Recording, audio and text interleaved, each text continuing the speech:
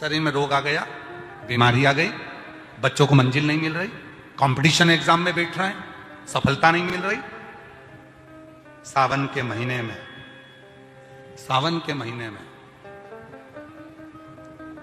शुक्ल पक्ष की भी अष्टमी पड़ेगी और कृष्ण पक्ष की भी अष्टमी पड़ेगी। बोलो पड़ेगी कि नहीं पड़ेगी? दोनों पक्ष में अष्टमी पड़ती है। सावन के महीने की जो अष्टमी होती है, शिव महापुराण की कथा में और देवी भागवत में वर्णन मिलता है।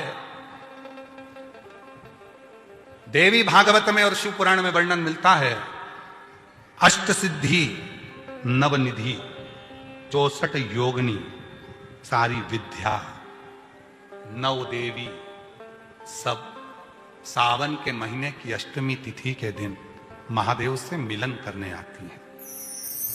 भगवान देवादिदेव महादेव 11 रुद्र के रूप में, 12 ज्योतिर्लिंग के रूप में, सहस्त्र नामावली के रूप में शिव उनसे मिलते हैं।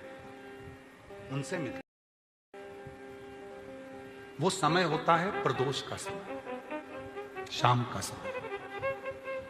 जब सावन के महीने की अष्टमी तिथि पड़े, चाहे वो उजाले की पड़े चाहे अंधेरे की पड़े, अष्टमी तिथि पड़े, शाम के समय 2 दीपक, एक लंबी बत्ती का एक गोल बत्ती का, शिव के मंदिर में अपनी कामना कर कर, जो बच्चों को अच्छी नौकरी चाहिए या कोई बीमारी का हल चाहिए या धन की कमी है या कोई समस्या है, एक लंबी बत्ती किसके लिए है? जम के बोलो, देवी के लिए। गोल बत्ती किसके लिए है? देव के। 2 बत्ती घी की, गोल बत्ती को जलाओ पहले, फिर लंबी बत्ती का जो दिया हो उसकी बत्ती का मुख गोल बत्ती की ओर हो, वो बत्ती अपनी ओर नहीं हो। समझ में आ रहा है ना सबको? जो बत्ती होती है, शंभू दिया लाओ जरा, ए पंडितो दिया लाओ, ब्राह्मणों दिया लाओ, लाओ दीपक लाओ, बत्ती भी लगा के लाओ, खाली दिया का ला रहे हो।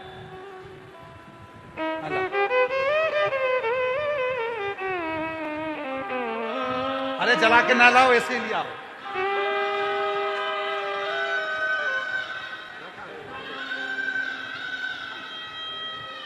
बताओ, दीपक की कथा है और इतना बड़ा दीपक यहीं रखा है। अच्छा, भोलेनाथ जी को भी मालूम है आज ये वाली कथा बाचेगा जब ये दिया आ गया। ये जो बत्ती का मुख है, देखो ये दिया, ये लंबी बत्ती, ये गोल बत्ती, तो ये जो गोल बत्ती है आपने यहां जलाई और ये लंबी बत्ती जो है ना, इसका मुख गोल बत्ती की ओर। 64 योगिनियां, अष्ट सिद्धि, नवनिधि, 9 देवियां, सारी विद्या। शिव जी की जो गोल बत्ती है, शंकर क्या है? ज्योतिर्लिंग, ज्योतिर्स्वरूप। मां दुर्गा क्या है? ज्योति स्वरूपा। क्या कहते हैं? ज्वाला महारानी की। ये ज्योति के रूप में जब हम गोल बत्ती के सामने अष्टमी के दिन प्रदोष के समय पर लंबी बत्ती का दीपक, पहले गोल बत्ती का दिया जलाया, फिर ये लंबी बत्ती का मुख उधर की ओर कर दीपक को जब हम प्रज्वलित करते हैं और अपनी जो कामना दोनों दीपक के सम्मुख में करते हैं, वो कामना पूर्ण होकर ही रहती है। पर करना क्या है? दोनों अष्टमी है। सावन के महीने में जो उजाले पक्ष की अष्टमी आएगी उस पर भी करना है, और जो अंधेरे पक्ष की आएगी उस पर भी। बड़ी सुंदर दीप बनाया है, जोरदार ताली बजाओ जिसने बनाया।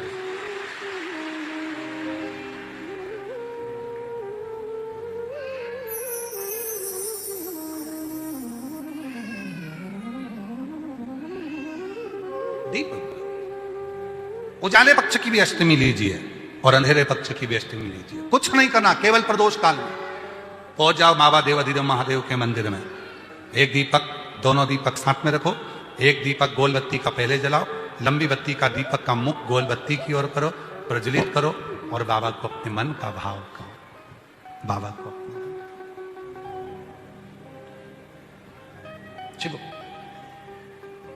भोलेनाथ सुनो मेरी अर्जी सुनो, त्रिपुरारी आया आया मैं शरण तुम्हारी। बोलो बोलो बोलो, भोलेनाथ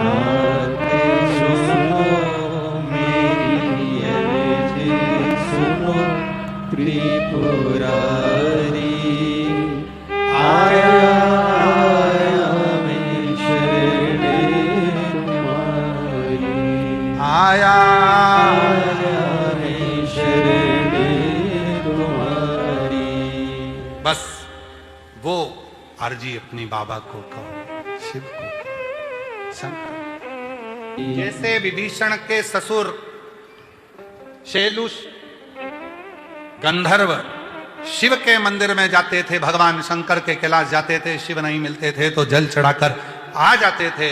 कई बार मंदिर अगर बंद भी मिले, नहीं मंदिर में जाने का मौका मिले, तो उस मंदिर के प्रांगण में, उसकी बाउंड्री के अंदर जो कंकर हो, जो वृक्ष हो, उसमें आप जल समर्पित करेंगे तो भी वो जल शिव स्वीकार करते हैं, शिव स्वीकार। और यही बात शैलुष ने अपनी बेटी शर्मा को बताया, जो विभीषण की धर्मपत्नी थी। विभीषण की धर्मपत्नी थी। धर्मपत्नी की भाग्य देखकर विद्वानों ने कह दिया था, ए शैलुष, ए गंधर्व, तेरी जो लड़की है शर्मा, ये दासी बनकर रहेगी। दासी? शैलुष की आंख में जल भर गया। मेरी बेटी शर्मा? विभीषण के ससुर आंख में आंसू भरकर रो रहे हैं। शैलुष आंसू भरकर रो रहे हैं। मेरी लड़की शर्मा दासी बनकर रहेगी। उनको नहीं मालूम था कि कहां शादी होगी। और आखिरी में शैलुष ने अपनी बेटी शर्मा को एक काम करा, जब इसके ललाट में दासी बनना ही लिखा है तो क्यों ना एक काम करूं। जब बर्तन धोना लिखा है, झाड़ू लगाना लिखा है, पोछा लगाना लिखा है, सबके कपड़े धोना लिखा है, पूरे घर की गुलामी लिखी है, तो एक गुलामी और चालू कर दूं, शंकर जी के मंदिर की भी गुलामी चालू कर दूं। घर के कपड़े धोती हूं, घर में पोछा लगाती हूं, घर में बर्तन मांजती हूं, तो शंकर के मंदिर में भी झाड़ू लगा लूं एक बार, शंकर के मंदिर में भी पोछा लगाऊं, शंकर के मंदिर के भी बर्तन मांज दूं। और जैसे ही विभीषण के ससुर शैलुष अपनी लड़की शर्मा को लेकर जाते, शंकर के मंदिर में बुआरी लगवाते, शिव के मंदिर की चौखट की झाड़ू लगवाते, और जब उसके मंदिर की सेवा चालू कर दी, जब तुम उसकी दासी बन गए, तो फिर संसार में किसी की भी दासी नहीं बन सकते, किसी की दासी।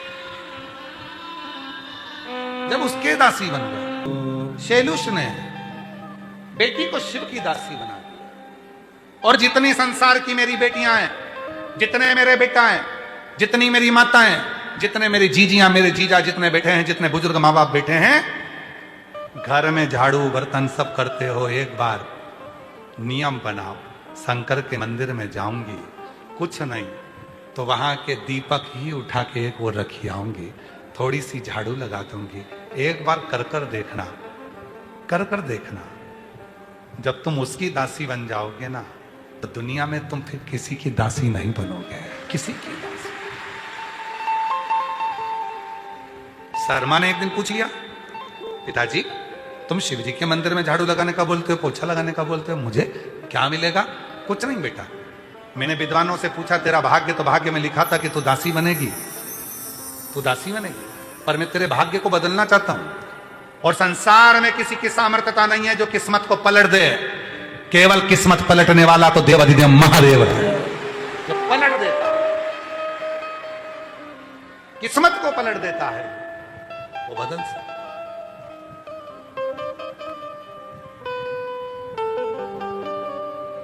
शर्मा सेवा करी, विभीषण के साथ शादी हो गई। विभीषण को धुतकारा रावण ने। शर्मा ने कह दिया, तुम चिंता मत करो, राम की शरण चलो। वो राम शिव की शरण जाते हैं, राम शंकर के, शंकर राम के, हम भी चलते हैं राम की शरण में, शिव कृपा करेंगे। जो राम की शरण में गए, वो शर्मा विभीषण की पत्नी दासी तो नहीं बनी, पर रावण के जाने के बाद लंका की महारानी बन गई। किस देवता देते हैं पल्ला झाड़ कर, मेरा कुबेर भंडारी देता है छप्पर झाड़ कर। वो थोड़ा नहीं देता, थोड़े में तो देता ही नहीं। दुनिया आगे प्रभु चुपचाप मेरे कहो, दुनिया के आगे प्रभु चुपचाप चुपचाप मेरे कहो। मेरा तू ही तो हमदर्द है, जिसे हर दर्द कहता हूँ। मेरा तू ही तो हमदर्द है, जिसे हर दर्द कहता हूँ। श्री शिवाय नमस्तुभ्यं श्री शिवाय नमस्तुभ्यं, श्री शिवाय नमस्तुभ्यं, श्री शिवाय नमस्तुभ्यं, श्री शिवाय नमस्तुभ्यं, श्री शिवाय नमस्तुभ्यं, श्री शिवाय नमस्तुभ्यं, श्री शिवाय नमस्तुभ्यं।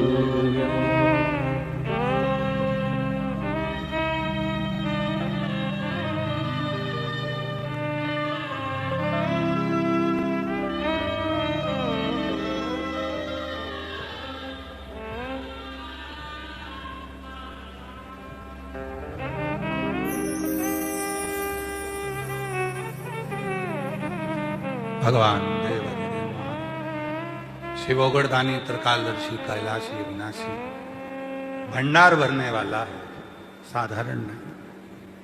बड़ी कृपा करता है, बड़ी कृपा करता है। उसका कोई दुश्मन नहीं, दुश्मन।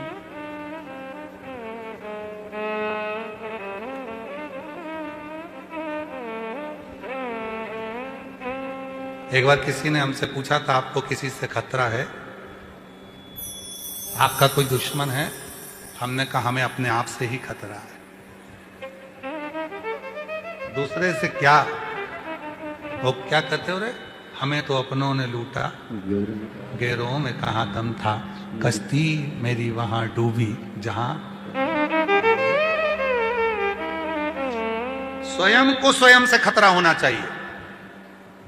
ये मन बहुत चंचल है, भटक ना जाए, गलत जगह ना चले जाए, गलत विचार में ना पड़ जाए। कोई गाली देगा, उसको पलट कर हम गाली ना दे दें। कोई गलत बोलेगा, उसको हम गलत ना बोल दें। कोई गलत विचार रखेगा, अपने विचार ना बिगाड़ लें।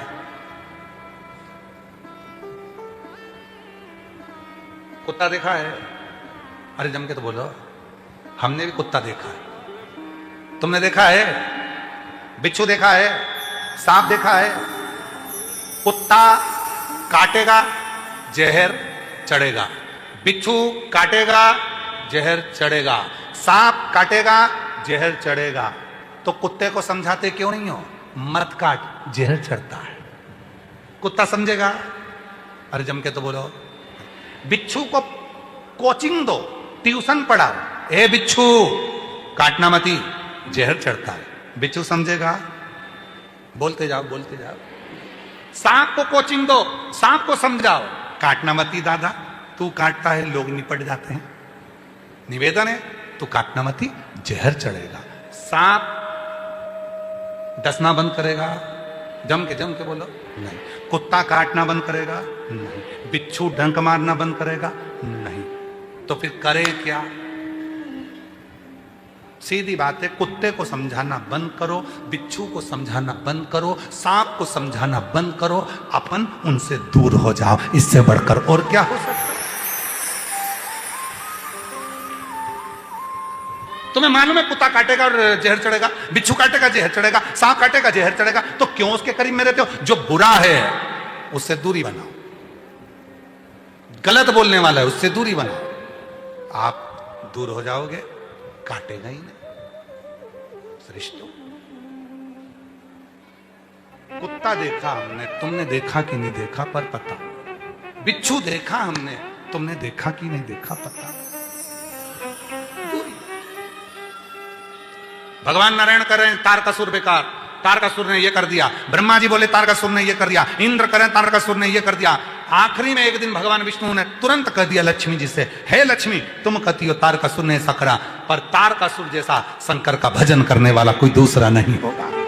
जिसने वर मांगा शिव के पुत्र के द्वारा मरूं, और षडानंद कार्तिकेय ने तारकासुर का संहार किया। वो तारकासुर साधारण नहीं है।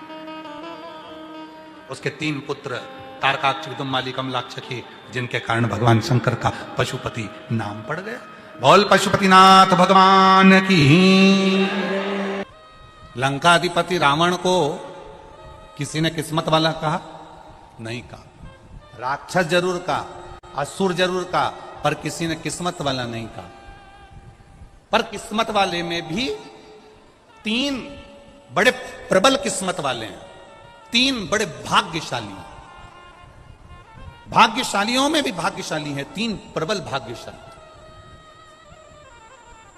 पहला दशरथ जी महाराज, जिनके घर में राम जन्मे।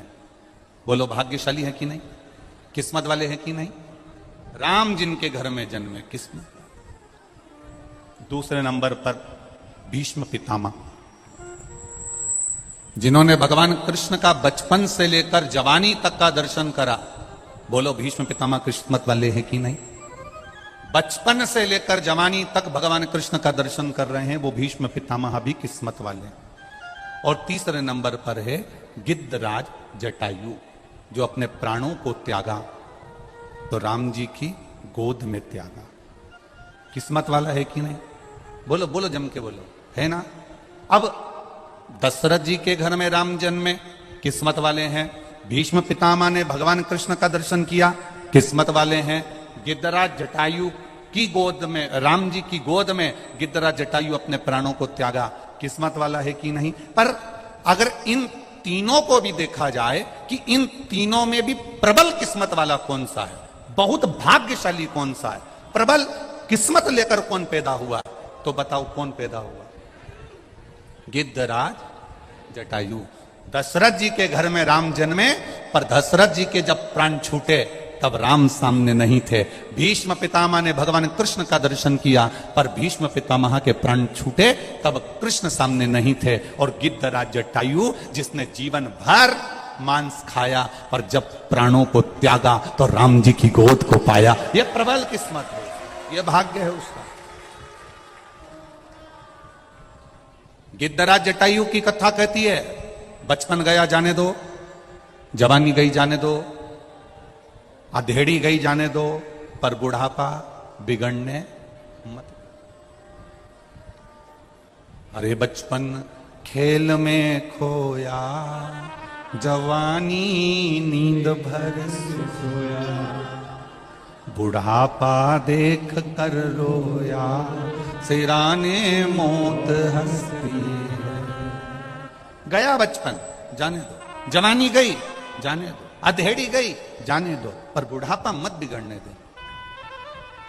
दशरथ जी के घर में राम जन्मे, पर दशरथ जी से ज्यादा किस्मत वाले भीष्म पितामह ने भगवान कृष्ण का दर्शन किया, पर उनसे भी ज्यादा किस्मत वाले गिद्धराज जटायु हैं, जिन्होंने राम जी की गोद में अपने प्राणों को त्याग दिया। किस्मत इसी को कहते हैं, जब अंत समय आवे तो मेरा राम, मेरा शंकर, मेरा कृष्ण तुम्हारे सामने खड़ा हो। बस यही जीवन का एक सुख।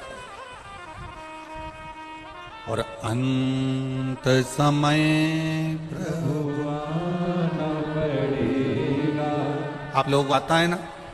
जरा जम के बोलो जरा, अंत समय प्रभु आना पड़ेगा, वचन दिया तो निभा,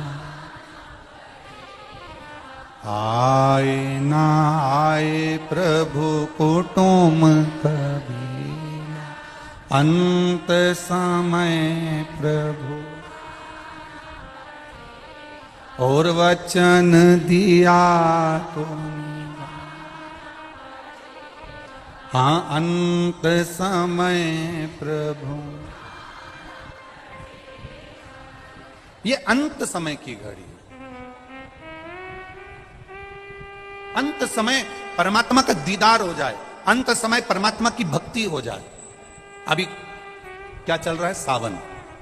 हमने पहले कथाओं में कहा, आप लोगों ने स्मरण में रखा होगा, 12 महीने शंकर जी को 1 लोटा जल चढ़ाओ, पर सावन के महीने में शंकर जी को जम जम के बोलो जरा, 2 लोटा जल चढ़ाओ। शिव जी को 2 लोटा जल।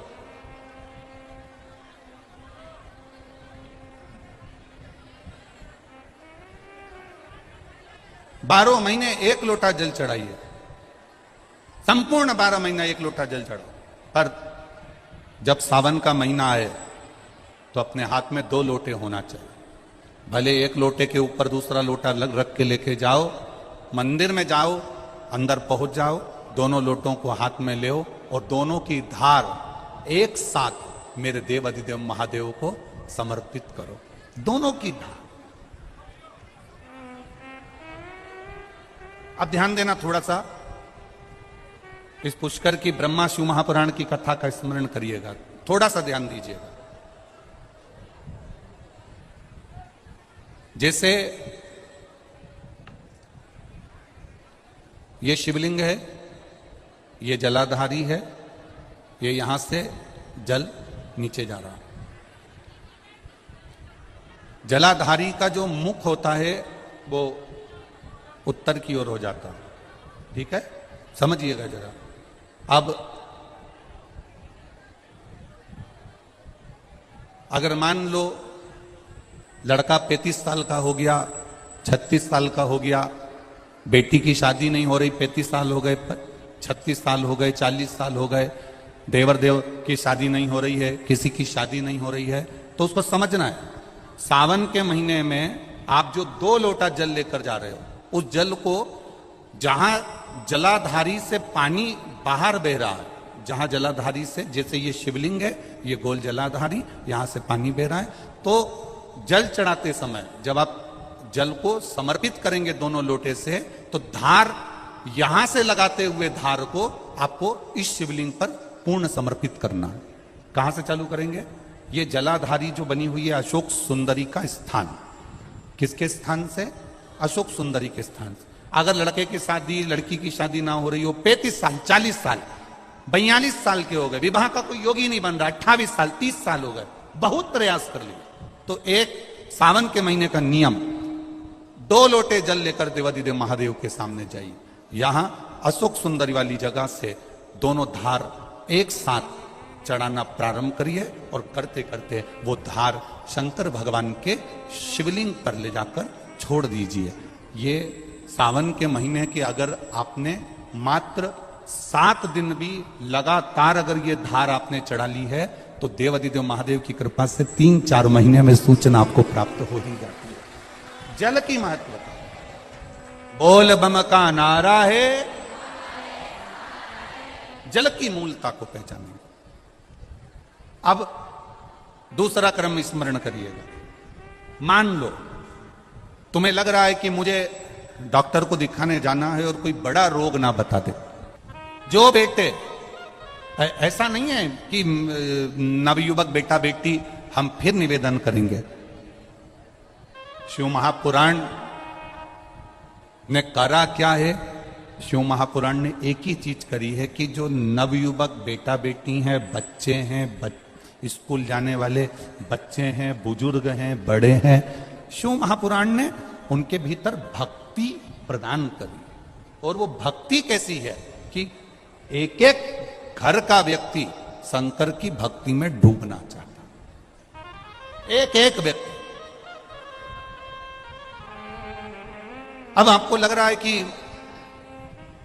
डॉक्टर मुझे कोई बड़ी बीमारी ना बता दे। कल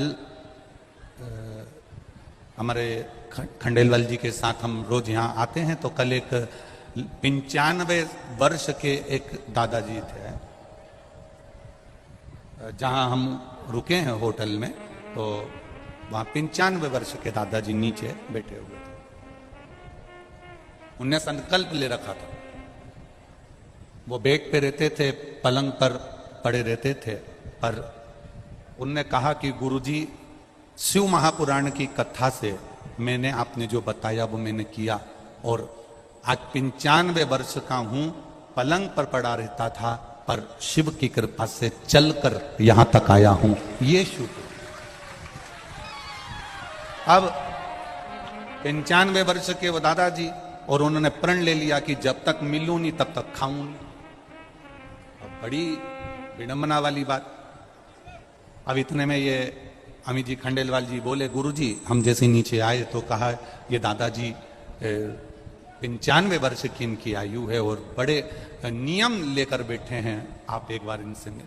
हमने कहा इतनी देर कर दी मिलने में, अगर आपने नियम लिया था तो सूचना देते, हम खुद ऊपर से तुम्हारे घर ही पहुंच जाते। आप बोलते तो सही, भाव है आपका, हृदय चित्त है आपका, दिल है आपका।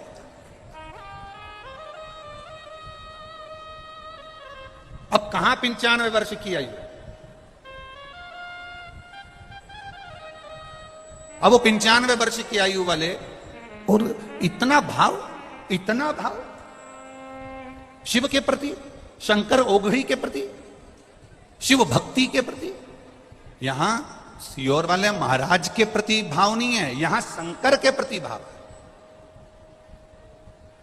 ये आप जो कथा सुनने आए हो, ये सियोर वाले महाराज के लिए नहीं आए हो, आप शंकर की कथा को सुनने के लिए आए हो।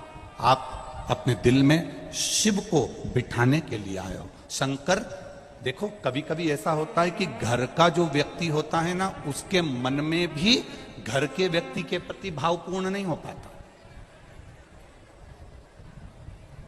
पत्नी करवा चौथ पे भले चांद देख ले और चलनी में पति का मुंह देख ले, पर रोज लड़ते लड़ते तो मुंह से कह देती है तुम्हारा मुंडा नहीं देखूं जाऊं मैं तो, लड़ते लड़ते कह देती है। भले वो करवा चौथ के दिन चलनी में मुंह देख रहे और लड़ते लड़ते उसके शब्द निकले हो जा।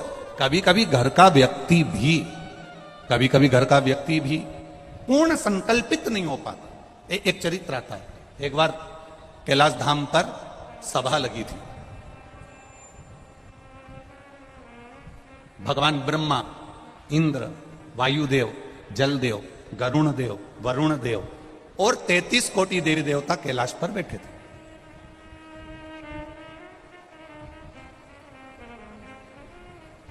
शंकर भगवान के पुत्र श्री गणेश जी, कार्तिकेय जी, पार्वती जी सब बैठे।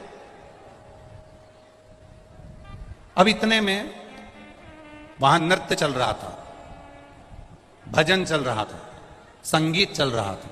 इतने में कार्तिकेय जी उठ के खड़े हो गए। षडानंद कार्तिकेय उठ के खड़े हो गए तो शंकर भगवान ने ब्रह्मा जी की ओर देखा कि ये कार्तिकेय उठकर क्यों खड़े हुए, आखिर कारण क्या हुआ, क्या ऐसा कि ये कार्तिकेय उठ के खड़े हो। षडानंद कार्तिकेय उठ के खड़े हो गए। शंकर भगवान ब्रह्मा जी को देख रहे हैं, शिव जी ब्रह्मा जी को देख रहे हैं। तब ब्रह्मा जी ने भगवान शंकर की ओर देखकर कहा, आपके पुत्र ये षडानंद कार्तिकेय हैं, ये मेरे पास पढ़ने के लिए आए, विद्या अध्ययन करने के लिए आए। मैं इनको षडानंद कार्तिकेय को मैंने विद्या का अध्ययन कराया। पर कार्तिकेय जी के मन में मैंने विद्या का अध्ययन करा दिया, और अध्ययन कराने के बाद में कार्तिकेय जी मेरे पास में मेरा हाथ पकड़कर खींचकर मुझसे बोलते हैं, मुझे ओम का अर्थ बताइए। ब्रह्मा जी के शब्द सुनिएगा जरा। पुष्कर राज की धरा पर बैठकर अपने ब्रह्मा शिव पुराण की कथा सुन रहे हैं, उनकी एक एक शब्द का स्मरण करिएगा। ब्रह्मा जी ने कहा, षडानंद कार्तिकेय, थोड़ा ढीले कम करो बाबू। ब्रह्मा जी बोलते हैं कि षडानंद कार्तिकेय जी ने मेरा हाथ पकड़ा, और हाथ पकड़कर ब्रह्मा जी कहते हैं खींच कर बोला कि मुझे ओम का अर्थ बताइए।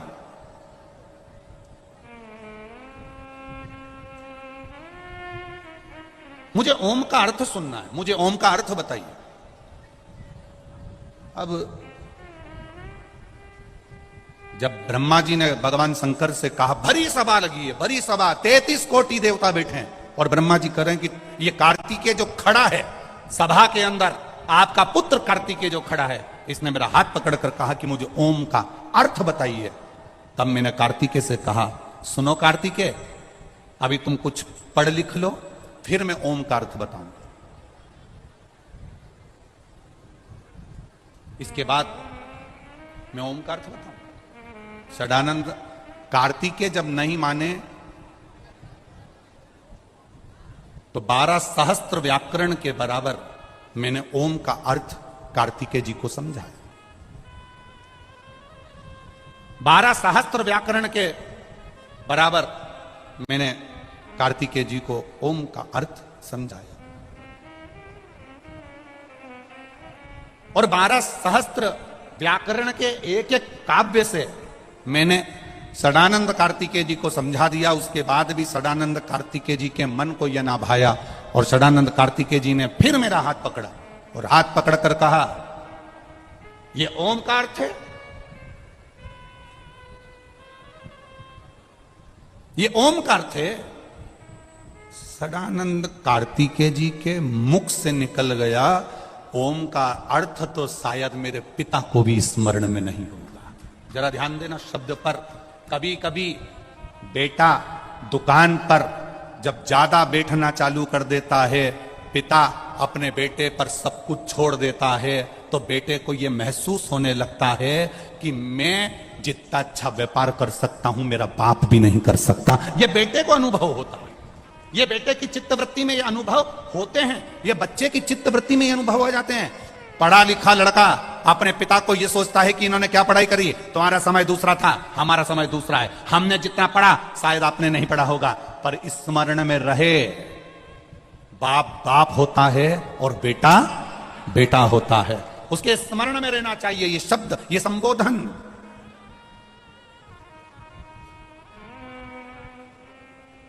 ब्रह्मा जी के 4 मुख,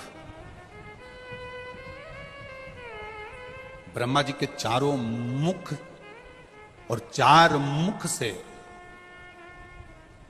ब्रह्मा जी नयनों से अश्रु बहा रहे हैं, आंसू। कभी ब्रह्मा रोया है क्या?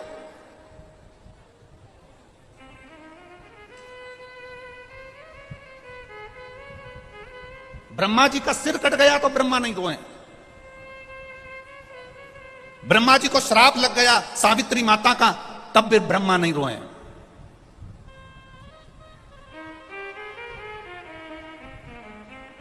ब्रह्मा के शीश से बटका वृक्ष बन गया, ब्रह्मा के रक्त से कर्मनाशा नदी बह गई, ब्रह्मा नहीं रोए हैं। पर आज भरी सभा है, सब बैठे हैं, और ब्रह्मा के 4 मुख के नेत्रों से अश्रु बह रहा, आंसू।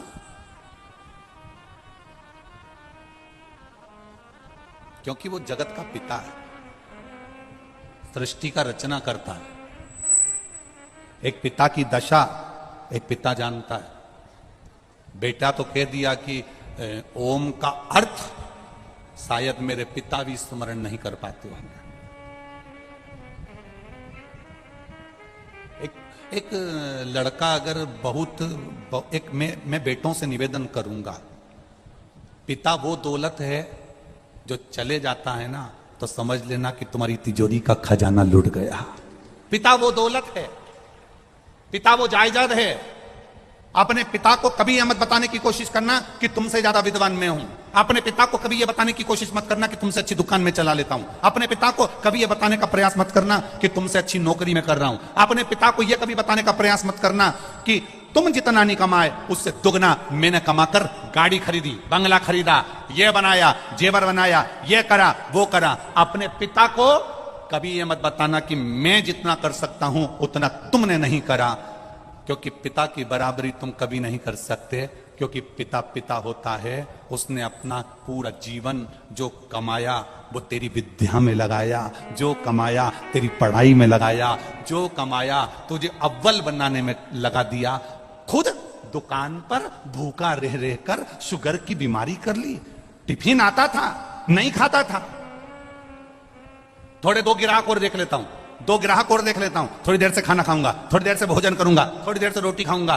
दो ग्राहक के चक्कर में मेरे बेटे की फीस जमा करना है। बाहर पढ़ने गया है, मुंबई पढ़ने गया है, पूना पढ़ने गया है, जयपुर पढ़ने गया है, कोटा पढ़ने गया है, जोधपुर गया है, मेरे बेटे की फीस जमा करना है। वो दो ग्राहक ज्यादा के चक्कर में भूखा रहता रहता रहता रहता बीपी और शुगर की बीमारी कर ली। उस पिता की होड़ मत करना जिसने अपने शरीर का एक एक रक्त केवल तेरी जिंदगी बनाने में लगा दिया। उस पिता के ऊपर तो तुझे गौरव उत्पन्न होना चाहिए।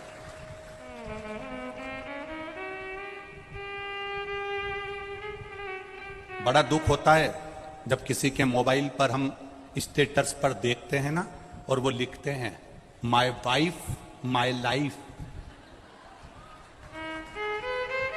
बड़ा दुख होता है जब किसी के मोबाइल के स्टेटस पर देखा जाता है कि माय वाइफ माय लाइफ। तुम्हारे लाइफ बनाने में तुम्हारी वाइफ ने क्या क्या करा, एक बार पत्र में लिख के तो भेज भेरू, मैं तो इंतजार में बैठा हूं।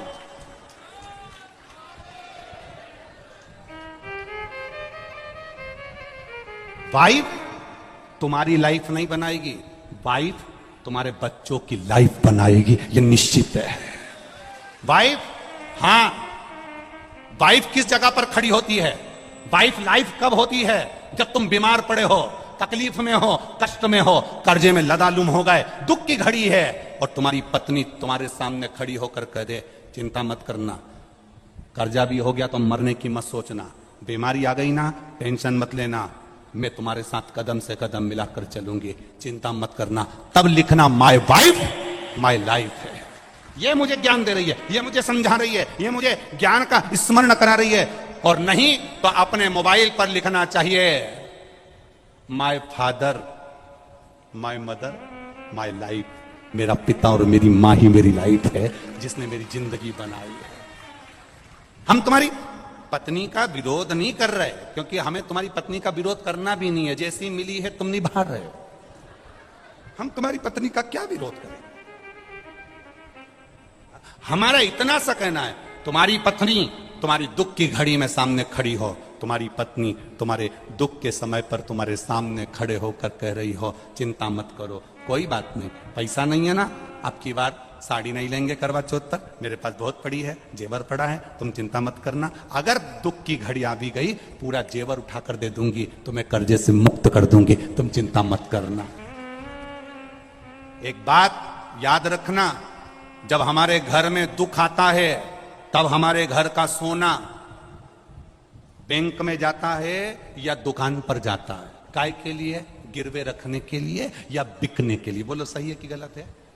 जब दुख आता है तब घर का सोना दुकान पर जाता है, जब दुख आता है घर का सोना सुनार की दुकान पर जाता है। सुनार को पूछता है तुम तो हमारे परिचित हो, ऐसा क्या तकलीफ आ गई जो इतना सारा भाभी का पूरा जेवर लिया है, तुम्हारी मम्मी का पूरा जेवर लिया है, क्या हो गया ऐसा? कहा साहब बहुत कर्जे में हूं, बहुत दुख में हूं, इसलिए घर का सोना जो तिजोरी में रखा होता था, अलमारी में पड़ा होता था, उसको मैं दुकान पर लेकर आया हूं। दुख की घड़ी में घर का सोना सुनार की दुकान पर जाता है, सुनार पैसे देता है, तब हमारा कर्जा चूक जाता है। जब दुख की घड़ी में घर का सोना सुनार के पास जाए तो समझ लेना कि दुख की घड़ी में अगर तिजोरी में रखा सोना दुकान तक जा रहा है तो दुख की घड़ी में हमें महादेव के दरवाजे तक जाना है, तो सोना दुकान पर नहीं जाएगा, अपने आप सब काम हो जाएगा। हम दुख की घड़ी में अपनी चैन, अपनी अंगूठी, अपनी मोबाइल, अपना पर्स गिरवे रखी आते हैं, पर हम दुख की घड़ी में महादेव के पास नहीं जाते हैं। बोलो सही है कि गलत है? दुख की घड़ी आई, तुमने सोचा मेरी गाड़ी रख देता हूं, मेरा बंगला रख देता हूं, मेरा ये सामान रख देता हूं, मेरी चेन रख देता हूं, मेरी अंगूठी रख देता हूं। मेरा एक निवेदन है, अपने चेन, अंगूठी, मोबाइल, पर्स को गिरवे रखने से अच्छा, कर्जे में डुबाने से अच्छा, एक बार दुख की घड़ी में जैसे सोना सुनार की दुकान पर जाता है, ऐसी दुख की घड़ी में तुम मेरे महादेव के मंदिर में, लोग सोना दुकान पर ले जाते हैं, तुम 2 लोटा पानी महादेव के मंदिर में लेकर जाना, उसको चढ़ाना, 1 महीना इंतजार करना, फिर विश्वास रखना कि शिव पुराण सुनी थी तो 1 महीने में बाबा ने धीरे धीरे कर्जा चुकाया कि नहीं चुकाया। कहां से आएगा, कैसे देगा? उसका नाम कुबेरेश्वर देव है, वो साधारण नहीं है, बड़ा आनंद में बैठता है, अलमस्त होकर बैठता है, अपने पास कुछ नहीं रखता पर दुनिया को देने की सामर्थ्यता रखता है।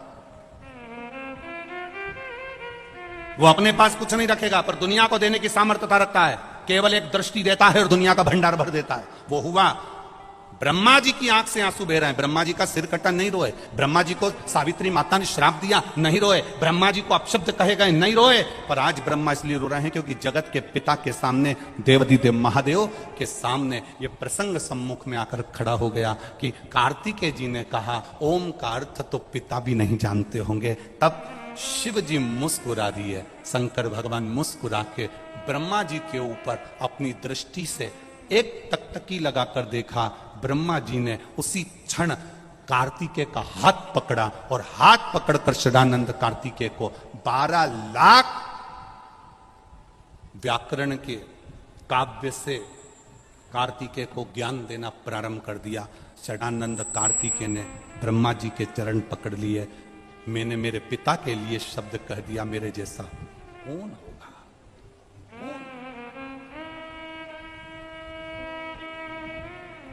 बेटा विद्वान, खूब विद्वान बनो, तुम कलेक्टर बनो, एसपी बनो, डीएसपी बनो, एसडीएम बनो, तुम डॉक्टर बनो, कमिश्नर बनो, सीए बनो, तुम्हारी मर्जी पड़े वो बनो, तुम जो बनना चाहते हो वो सब बनो। मेरा महादेव तुम्हें तुम्हारी ऊंचाई तक लेकर जाए, पर तुम्हारी ऊंचाई के चक्कर में तुम अपने माता पिता का अपमान मत कर देना, तुम अपने रिश्तेदारों का अपमान मत कर देना, तुम किसी को छोटा मत समझ लेना, तुम किसी को एक साधारण सा मत समझ लेना, तुम उसका आदर करना मत भूल जाना, क्योंकि पिता पिता होता है, उसकी जागीर दिल से होती है, दिल से। वो धन दे कि ना दे पर मन बहुत देता है।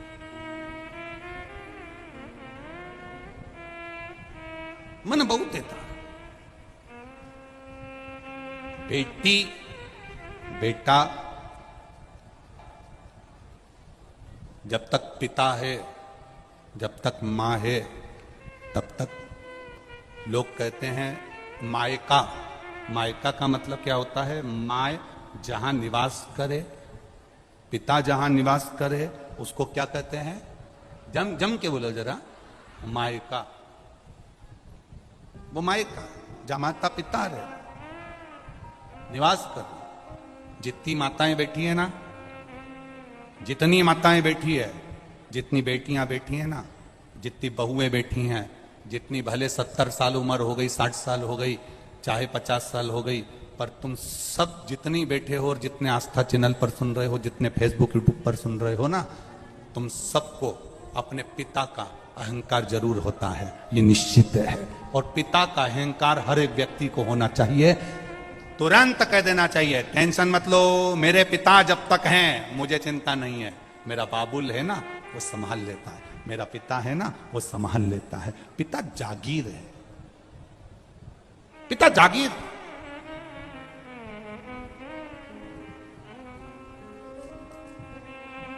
ब्रह्मा जी की आंख में आंसू थे, शिव जी ने दृष्टि कर दी। शंकर जब दृष्टि करता है तो फिर सब काम हो गया।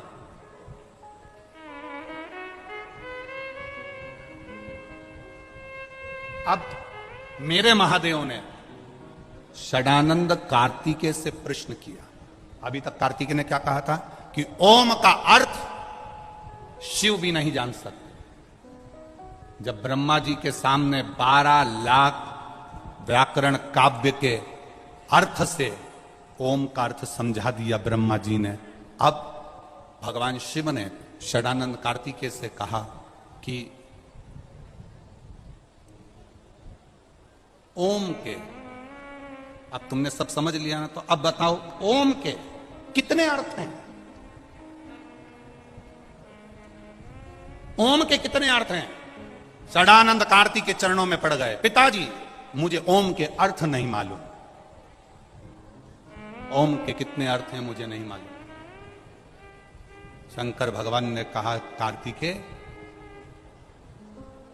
कौटि कौटि जन्म व्यक्ति ले ले, हजारों हजारों जन्म व्यक्ति ले ले, सतयुग, त्रेता, द्वापर, कलयुग, फिर सतयुग, फिर त्रेता, फिर द्वापर, फिर कलयुग, फिर सतयुग, ऐसे ना जाने कितने युग निकल जाते हैं, तो भी दुनिया के लोग ना ओम को जान पाते हैं, ना शिव को पहचान पाते हैं। वो शिव है कौन? पत्रकार बंधु जब हमारे पास में आते हैं तो प्रश्न करते हैं, आप शिव को कितना जानते हो? पत्रकार बंधु जब हमारे पास में आते हैं, कई बार पत्रकार वार्ताओं में यह प्रश्न छिड़ता है, आप शंकर को कितना जानते हो, आप शिव को कितना जानते हो? हमारा एक ही उसका उत्तर रहता है कि हम शिव को नहीं जानते, बिल्कुल नहीं जानते, क्योंकि ये शरीर मनुष्य का है, ये शंकर को कैसे जान सकता है? पर इतना जरूर जानते हैं, हम शंकर को नहीं जानते, पर शंकर अपने जीव को जरूर जानता होगा। बस इतना जरूर जानते। आप शिव के मंदिर जाइए, आप शंकर के मंदिर जाइए, आप राम के मंदिर जाइए, आप कृष्ण के मंदिर जाइए, आप देवालय जाइए, आप शिवालय जाइए, रोज रोज मंदिर में जाओगे, वहां पर आने जाने वालों की दृष्टि में तुम आ जाओगे और लोग पूछ लेंगे, क्यों कमलाबाई नहीं दिख रही? 2-3 दिन हो गया, रोज मंदिर आती थी, आज तो दिखी नहीं। क्यों कमलाबाई नहीं दिख रही? रोज मंदिर आती थी, आजकल दिख नहीं रही। कमलाबाई नहीं दिख रही, रोज मंदिर आती थी, आजकल दिख नहीं रही। जितनी याद मंदिर आने वालों को कमलाबाई की आती है, उतनी याद मेरे महादेव को भी तेरी आती है कि आया क्यों नहीं, शिव गुण गाया क्यों नहीं, शंकर का स्मरण क्यों नहीं करा, भजन क्यों नहीं करा, कीर्तन क्यों नहीं करा, मंत्र स्मरण क्यों नहीं करा, ये जाप में डूबा क्यों नहीं है? कौटी कौटी जन्म ले लो तो भी शंकर को नहीं जान सकते। क्या जानोगे आप शंकर भगवान को? केवल इतना कि वो भांग पीता है। शंकर को इतना ही जानोगे कि नंदी पर बैठता है। शंकर को इतना जानोगे कि उसके गले में सांप है। शंकर को इतना जानोगे कि उसके सिर पर चंद्रमा है। शंकर को इतना जानोगे कि बाघंबर पहना है। शंकर को इतना जानोगे कि भस्मी लपेटा है। शंकर को इतना जानोगे कि सिर पे गंगा है। शंकर को इतना जानोगे कि 3 नेत्र हैं। शंकर को इतना जानोगे कि बस त्रिशूल है। शंकर को इतना जानोगे कि उसके हाथ में डमरू है। शंकर को केवल इतना तक जानना नहीं है, हमें शंकर को यह जानना है कि ब्रह्मा ब्रह्मलोक में रहते हैं, बैकुंठ में मेरे नारायण रहते हैं। पृथ्वी का कार्यभार संभालने के लिए शंकर भगवान को छोड़ा गया। इसलिए छोड़ा गया कि संसार के मनुष्य जब दुखी होंगे, शिव के ये भूमि पर रहने वाला, पृथ्वी पर रहने वाला जब तकलीफ में होगा, तो देवता भी पृथ्वी पर होना चाहिए। एक बहू जयपुर में रह रही है और एक बहू तुम्हारे साथ में रह रही है। तुम्हारे को दुख आएगा तो जयपुर वाली पहले आएगी कि तुम्हारे पास वाली आएगी? बोलो बोलो, जम के बोलो जरा। पास वाली आएगी। अब तुम पास वाली से बात भी नहीं करती, क्योंकि जो पास में होती है ना, उससे बड़ी चिढ़ होती है। दूर के ढोल सुहावने लगते हैं। जब वो जयपुर वाली आती है, दिवाली पे बस सिर पे पल्लू डाल के मम्मी जी मम्मी जी मम्मी जी मम्मी जी करके 2-4 अंगूठी और सामान लेके बुझ जाए, अगली दिवाली आए, अगली दिवाली। और जब भी मिलेगी बस मीठी छुरी, मम्मी जी मम्मी जी मम्मी जी। और मम्मी जी एक बार जरा जयपुर जाके तो देख ले, जितना समय तू अपनी ये साथ रहने वाली बहू के साथ रह रही है, इतनी वो बाहर रहने वाली बहू के साथ केवल 2 महीना रह के बता दे, घाट घाट का यही पुष्कर के 52 घाट का पानी पिला देगी।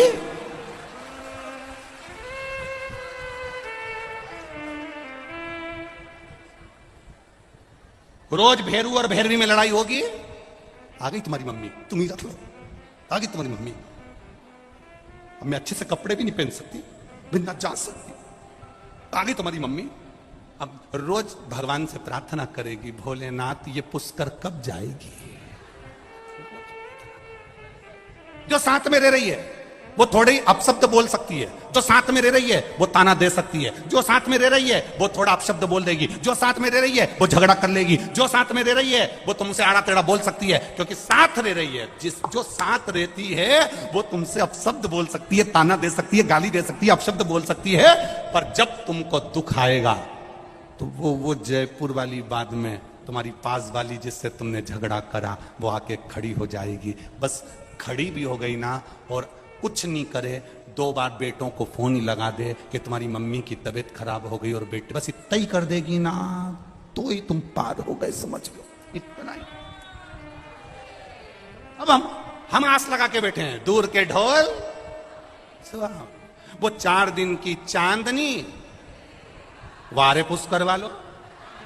तुम्हें सारी कहावत याद है? गजब। भगवान कृष्ण जब माता देवकी को छुड़ाने के लिए गए, वसुदेव जी को छुड़ाने के लिए गए, उस समय पर भगवान कृष्ण की उम्र 14 वर्ष की है। तो माता देवकी के जब कारागार से भगवान मुक्त कर रहे थे तो देवकी ने भगवान कृष्ण से पूछ लिया कि तू तो भगवान है,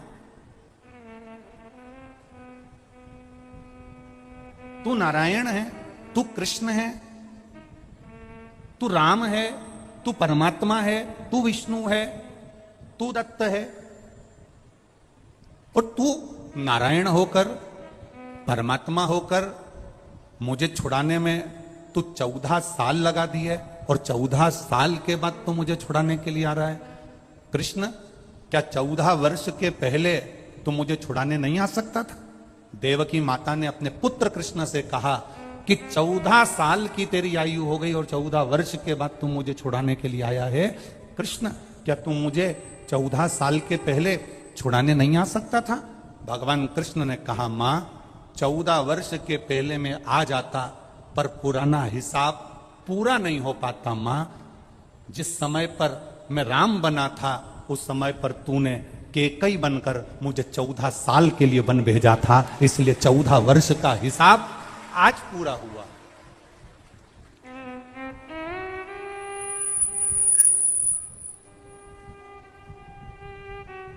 चौदह वर्ष का हिसाब आज पूरा हुआ है। तूने मुझे 14 वर्ष के लिए वन करा था, वन भेजा था।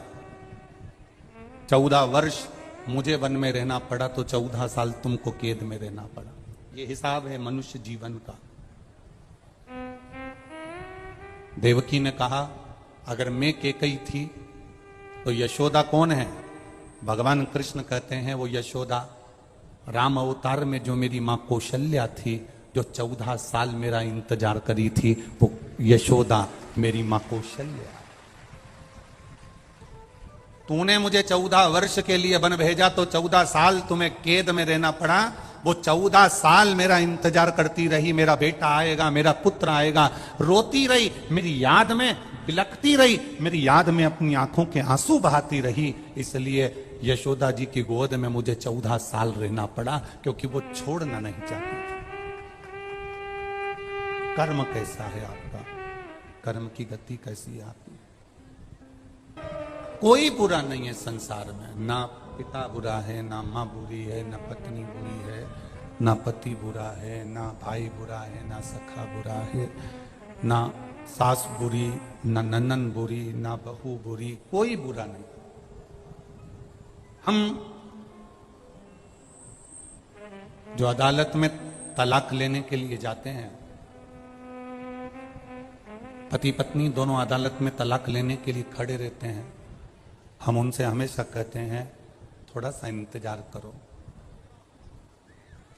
इतनी जल्दी निर्णय मत लो कि मुझे तलाक चाहिए। इतनी जल्दी मायके में जाकर मत बैठ जाओ कि मैं इस व्यक्ति के साथ रह नहीं सकती। मुझे ये बिल्कुल नहीं होना, मेरे सामने नहीं होना, मैं इसके साथ एक मिनट नहीं रह सकती। मान लो तलाक ले भी लिया, तुमने जिद पकड़कर तलाक ले लिया और मालूम पड़े तुमने दूसरी शादी कर ली, अभी तो तुमको जो भेरू मिला था उस पर कम सिंदूर चढ़ा था, अगला जो मिला पूरा सिंदूर चढ़ा हुआ मिल गया, तो क्या कर लो? हमारा केवल इतना सा कहना है, तलाक का निर्णय लेने से पहले, अपने परिवार को तोड़ने से पहले, हम बेटे से भी कहेंगे और बेटी से भी कहेंगे, हम सास से भी कहेंगे और बहू से भी कहेंगे, हम पिता से भी कहेंगे और पुत्र से भी कहेंगे, हम बेटी के माता पिता से भी कहेंगे तो हम बेटे के माँ बाप से भी कहेंगे। कोई बुरा नहीं है, बुरा है हमारा समय। ये समय को थोड़ा निकल जाने दो, सब अपने आप अच्छा होते चले जाएगा। उस समय की कीमत को पहचान। हम समय की कीमत नहीं जान पा रहे, हम अपने समय को नहीं पहचान पा रहे। हम सोचते हैं कि, और देखो ये तो सीधी सीधी बात है, माताएं जब हलवाई जब भोजन बनाता है इतना बड़ा कड़ाव रखता है, बड़ा सारा कड़ाव, उसमें एक बोरी शक्कर डालता, रवा डालता, हलवा बनाता, सीरा बनाता, उसके पास में एक पलटा होता है, बोलो होता है कि नहीं होता? वो खोचा, पलटा, क्या बोलते इधर इसको? पलटा। वो पलटा, उसका नाम ही पलटा है। पलटे का मतलब है कि उसको नीचे से ऊपर पलट देना, ऊपर से नीचे पलट देना। क्यों पलट देना? क्योंकि वो जले ना, अर्थात समय का इंतजार करो। किसी देवता के पास में पलटा नहीं है, पर मेरे शंकर भगवान के पास में त्रिशूल जो दिखता है वो पलटे जैसा ही है। उसका काम केवल पलटने का है। कब नीचे से ऊपर कर दे और कब ऊपर से नीचे कर दे किसी को नहीं मालूम पड़ता। किसी देवता के पास में पलटा नहीं मिलेगा। तुम देख लो, भगवान विष्णु के पास में चक्र है, चक्र से क्या वो हलवा पलट सकता है? सीरा पलट सकता है। भगवान के पास में गदा है, गदा से क्या सीरा पलट सकता है? बोलते जाओ, पलट जाएगा क्या? तलवार है, तलवार से सीरा पलट जाएगा? नहीं। पर त्रिशूल एक ऐसा है जो पलटने का भी काम कर देता है। वो मेरे देव अधिदेव महादेव के पास में है, उसने अपने पास संजो कर रखा है, वो पलट देता है। भाग्य को पलटने में देरी नहीं, थोड़ा समय जरूर लग सकता है। आप इतनी जल्दी निर्णय मत लेना कि मैं इसके साथ नहीं रह सकती, ये मेरे साथ नहीं रह सकता, हमें एक दूसरे के साथ नहीं रहना। बस आज के बाद हम एक दूसरे का मुंह नहीं देखेंगे किसी के कहने पर, चाहे इधर वाले समझाएं चाहे उधर वाले समझाएं। मेरा बेटियों से, मेरा बेटों से निवेदन है, आपका निर्णय आपके पास में है। आपको सोचना चाहिए कि हम घर परिवार अगर छोड़कर, एक अपने माता पिता को छोड़कर इसके साथ अगर शादी करी है, थोड़ा एडजस्ट करने का प्रयास करेंगे। जब नहीं होगा तब सोचा जाएगा। जब भी कोई निर्णय लेने का समय आए, तब अपने मन को शांत रखकर, शिव का नाम लेकर, ओघड़दानी को याद कर कर, उसका भजन कर कर, तब निर्णय लो कि मैं करूं ना करूं। और एक बात बहुत अच्छे से याद रखना, जब आप कोई निर्णय तक नहीं पहुंच पाओ, आपको भड़काने वाले ज्यादा मिलेंगे। रहने दे, अगर वो ऐसा करता है तो क्यों जा रही है तू उसके पास में, मत जा। नहीं बेटी, थोड़ा एडजस्ट कर। बेटी का मां कब तक एडजस्ट करूं? हर बार गाली दे देते हैं, अपशब्द के देते, ताना दे देते हैं, हाथ उठा दे। सुन, शांति रख। एक बार फिर अच्छा बनकर उनको अच्छा बनाने का प्रयास कर। बेटा कह दे पत्नी ऐसी है, ऐसा बोल दिया, कोई बात नहीं, थोड़ा शांति रख। हाँ, अगर अपन निर्णय नहीं ले पा रहे तो फिर किसी अपने माता पिता के सामने बैठकर फिर विचार करना कि मैं निर्णय क्या लूं। माता पिता भी सही निर्णय नहीं ले पाए तो किसी सदगुरु के पास जाना। साधारण गुरु के पास मत जाना, नहीं तो वो कह देंगे कि तुम्हारी किस्मत में तो ये पति लिखा ही नहीं था, ये शादी जबरदस्ती हो गई, पत्रिका तो मिली ही नहीं थी, रिश्ता तो होना ही नहीं था। अब हो गया, उसको क्या करें? ये तो मालूम है कि ये रिश्ता नहीं होना था, गुण नहीं मिला, ये नहीं मिला, वो नहीं मिला, अब हो गया, उसका करे तो करे क्या? ये सब बात पुरानी हो गई। किसी सदगुरु के पास जाना, वो गुरु जिसने कभी किसी के संबंध को विच्छेदित नहीं हुआ, उस गुरु के पास जाना और गुरु के पास जाकर फिर बैठकर कहना। होता है कभी कभी अपना मोबाइल का फंक्शन अपने ही हाथ से गड़बड़ हो जाता है, अपने से नहीं सुधरता। सुधरता है क्या कभी कभी? तुम्हारी उम्र 75 वर्ष की हो गई, तुमने भले कितना भी कमाया हो, कितने भी लोग तुम्हारा कहना मानते हो, पर कभी कभी तुम्हारा मोबाइल 75 साल के तुम हो गए, फिर भी तुम्हारा मोबाइल तुम सुधार नहीं पाते। तो क्या कहते हो? 15 साल का पोता, उसको आवाज लगाओगे, ए भानु इधर आ। हाँ दादाजी। अरे हमारा मोबाइल में ना जाने क्या हो गया, देख तो जरा। और भानु ने 15 साल का छोरा ने हाथ में मोबाइल लिया, कर पुरा के दादाजी के दिया, दादाजी चालू हो गया। दादाजी ने कहा मैं 75 साल का, मुझे मोबाइल सही करना नहीं आए और ये 15 साल का सही कर जाए। कभी कभी अपना मोबाइल अपने से ठीक नहीं होता। तुम ये मत सोचना कि तुम बहुत उम्र वाले हो गए, हमने कोई धूप में बाल सफेद नहीं करे, हमने कोई ऐसा नहीं करा। इतनी अकड़ में मत रहना कि कभी कभी 75 साल वाले का भी मोबाइल 15 साल का छोरा सही कर जाता है। वो स्मरण रखना अपने पास। कभी कभी घर के छोटे भी अच्छा निर्णय दे जाते हैं, कभी कभी घर के बच्चे भी अच्छा निर्णय दे जाते हैं। अहंकार में निर्णय नहीं लिए जाते।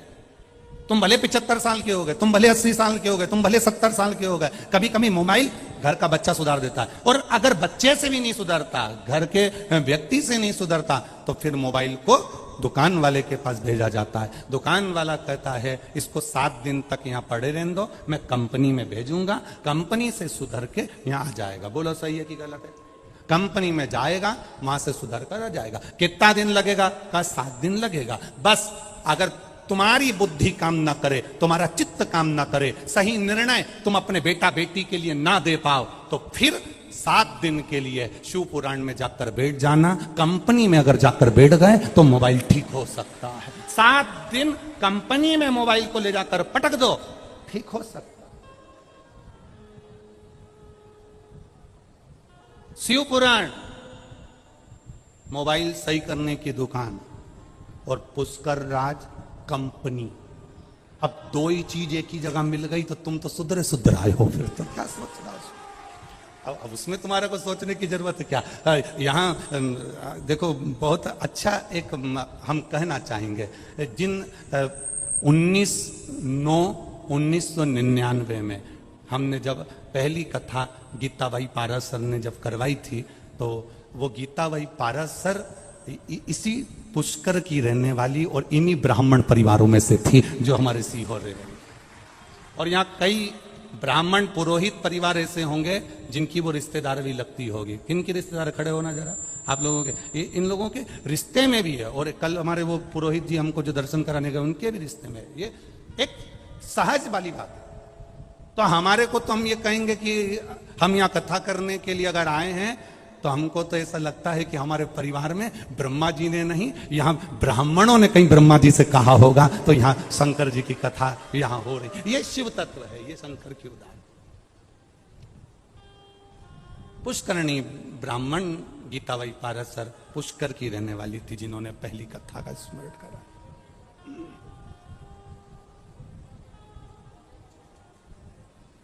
अब थोड़ा निर्णय लेने में देरी हो, थोड़ा चलेगा।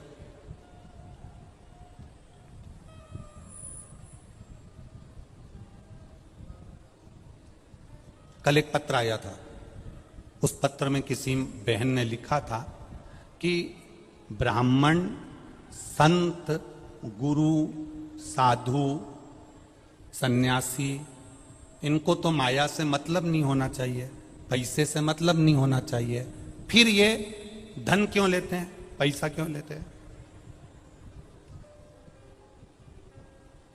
अब राजस्थान वाले हैं, जरा प्रश्न थोड़ा भारी करते हैं।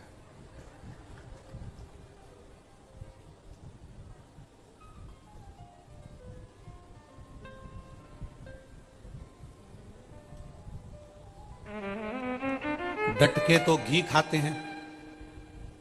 कौन? अरे बोलो बोलो जम के। राजस्थान के लोग डटके घी केवल खाते नहीं है। राजस्थान, मारवाड़ का एक एक व्यक्ति जितना खाता नहीं है घी, उससे दुगना मेहमानों को खिला देता है। ये वो राजस्थान। ये कोई साधारण है क्या राजस्थान? अब तो किसी ने पूछा, गुरुजी ब्राह्मण, संत, साधु, गुरु, पंडित, जितने साधु, सन्यासी, तपस्वी, इनको तो माया से मतलब नहीं होना चाहिए, धन से मतलब नहीं होना चाहिए, फिर ये पैसा क्यों लेते हैं, फिर ये धन क्यों लेते हैं, ये माया क्यों लेते हैं?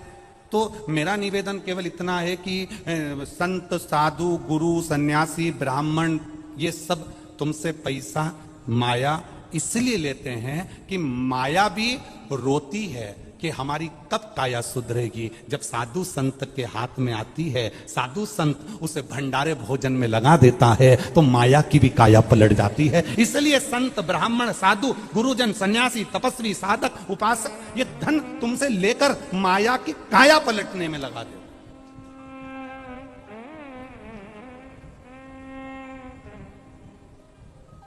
आप करो भगवान का भजन, मना नहीं। आप करो शिव का स्मरण, मना नहीं। आप करो शंकर की भक्ति, मना नहीं। पर उसमें कभी कभी ऐसा होता है कि काया पलटने के लिए दोस्तों, इस वीडियो के माध्यम से आप लोगों को कृष्ण गुरु जी द्वारा बताई गई की कथा सुनाई जा रही है। आप लोगों को इस वीडियो की कथा अच्छी लगी हो तो वीडियो को लाइक शेयर एंड सब्सक्राइब जरूर करें। धन्यवाद।